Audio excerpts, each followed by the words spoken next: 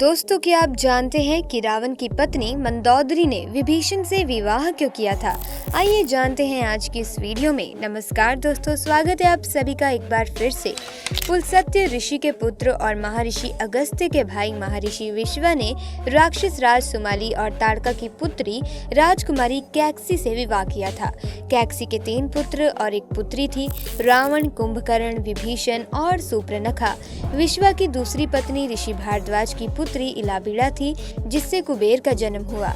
रावण ने दीदी के पुत्र की कन्या मंदोदरी से विवाह किया, जो हेमा नामक अप्सरा के गर्भ से उत्पन्न हुई थी। विरोचन पुत्रवती की पुत्री वज्रवला से कुंभकर्ण का और गंधर्वराज महात्मा शैलूषी कन्या समा से विभीषण का विवाह हुआ था।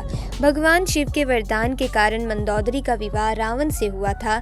मंदोदरी ने भगवान शंकर से वरदान मांगा था कि उनका पति धरती पर सबसे विद्वान और शक्तिशाली हो। मंदोदरी ने श्री विश्वनाथ मंदिर में भगवान शिव की आराधना की थी।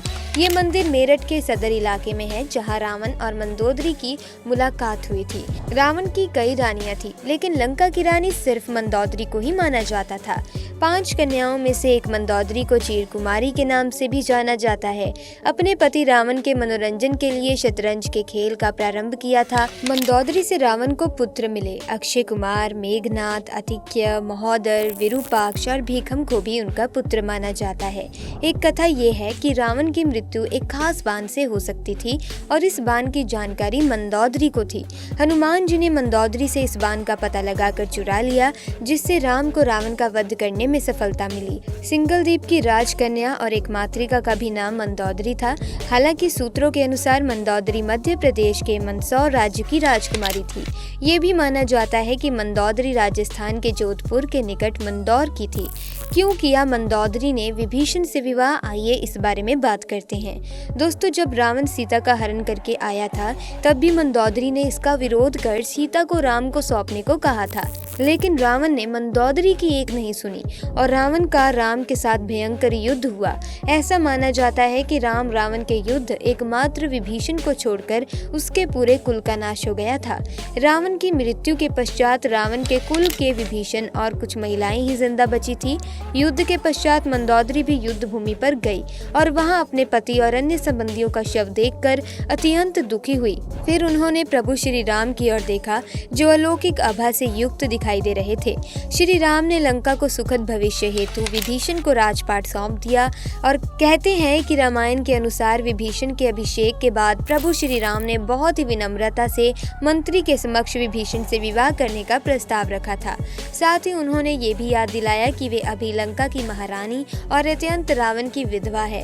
कहते हैं कि उस वक्त तो उन्होंने इस प्रस्ताव पर कोई उत्तर नहीं दिया था, पर जब प्रभु श्री राम अपनी पत्नी सीता और भ्राता लक्ष्मण के साथ वापस अयोध्या लौट गए, तब पीछे से मंदोदरी ने खुद को महल में कैद कर लिया और बाहर की दुनिया से अपना संपर्क खत्म कर लिया। कुछ समय बाद वे पुनः अपने महल से निकली और विभीषण से विवाह करने के लिए तैयार हो गई। हालांकि कुछ विद्वानों का मानना है कि इस बात में कोई सच्चाई नहीं है, लेकिन मंदोदरी के बारे में इस बात पर विश्वास करना थोड़ा मुश्किल है, क्योंकि मंदोदरी एक ऐसी स्त्री थी जो अपने पति के प्रति समर्पण का भाव रखती थी। ऐसे में मंदोदरी का विभीषण से विवाह करना अपने आप में हैरान करने वाली घटना है। हालांकि रामायण में ऐसे कई और अजीब किस्से हैं। ये भी सोचने में मजबूर कर देते हैं कि कुछ समाजों में प्राचीन काल में ऐसा ही प्रचलन था कि सुग्रीव ने भी बाली के मारे जाने के बाद उसकी पत्नी से विवाह कर लिया था। तो दर्शकों, आज का सवाल आपके लिए ये है कि क्या आप बता सकते हैं कि भगवान राम के पिता का क्या नाम था? आप इसका जवाब हमें नीचे कमेंट बॉक्स में दीजिए, हमें आपके जवाब का इंतजार रहेगा।